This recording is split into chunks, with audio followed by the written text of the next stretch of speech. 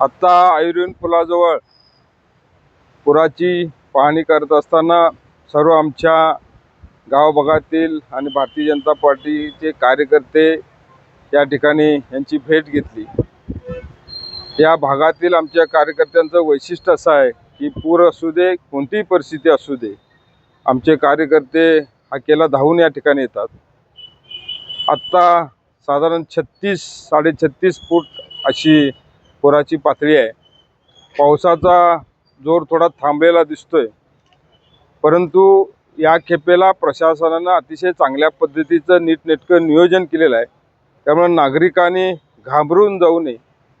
प्रशासन वारंवार ज्या सूचना देतं त्या सूचनाचं पालन करावं। संपूर्ण सांगली आणि गावभागातील नदीकाठच्या लोकांना याचा अनुभव आहेच, परंतु इथले कार्यकर्ते सुद्धा प्रत्येक नागरिकाच्या मदतीला या ठिकाणी धावून येतात। कलेक्टर साहेब, आमदार साहेब, आयुक्त साहेब यांचं वारंवार या ठिकाणी दौरा होऊन त्यांच्या देखरेखीखाली नियोजन अतिशय चांगल्या पद्धतीनं चालू आहे। मी या ठिकाणी आपल्याद्वारे विनंती करतो की नागरिकांनी खोट्या अफवावर विश्वास ठेवून घाबरून जाऊ नये। या ठिकाणी शासन अतिशय सतर्क आहेत। या जिल्ह्याचे पालकमंत्री सातत्यानं माहिती घेऊन या सर्व अधिकाऱ्यांच्याकडून त्यांच्यावर देखरेख आहे।